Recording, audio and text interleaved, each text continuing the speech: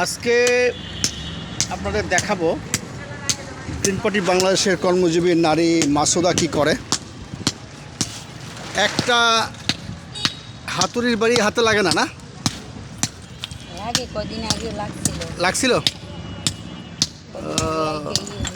এই যে পাথর ইট ছুটে আসতেছে, আমার চোখে লাগলে কি হবে? তোমার তোমার বাচ্চা আছে কয়টা মাসুদা? 3 বাচ্চা। কি পড়ে? বিয়ে দিয়ে দিছি। সব বিয়ে দিয়ে দিছো?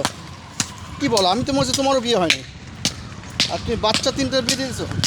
নাতি আসছে। এটা কী করে সম্ভব? তুমি যে এই পরিশ্রমের কাজটা করো, এই পরিশ্রমের কাজের মধ্যে এখনও তুমি তোমার মানে স্বাস্থ্য বয়স ধরে রেখেছো, তাই না? এটার সবই আল্লাহর ইচ্ছা, এটার কি মানে মা বাপের দোয়া, শ্বশুর শাশুড়ির দোয়া, ইনশাআল্লাহ। ইনশাল্লাহ, মানে এটার রূপের রহস্য কি বলে যে তুমি কি খাও? না, আমি কিচ্ছু খাই না।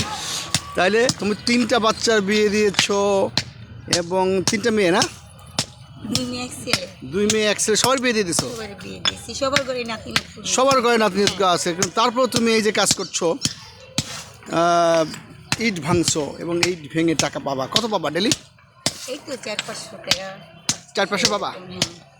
তো এর মধ্য দিয়ে সবাই বলে যে তোমার গ্রিন পার্টি যারা করে সবাই কাজ করে, মিটিং মিছিল তো করে না, তারপরেও এই যে সবুজ চিন্তা, এই যে তুমি যে ঘরে বসে খাও না, কাজ করে খাও, এটা তো একটা গ্রিন পার্টির কাজ, তাই না? তো জাতির উদ্দেশ্যে কিছু বলো, দিক তাকাও, যা বলবা যে আপনারা সবাই কাজ করে খাবেন, বলো। ইনশাআল্লাহ আমিও কাজ করতেছি, মহিলা মানুষ হয়ে কোনো লজ্জাবোধ নাই। কাজই ছোট হোক বড় হোক, কিন্তু আপনারা সবাই কাজ করে খাবেন, এটাই আপনার কাছে আশা এবং এটাই আশা রাখছে।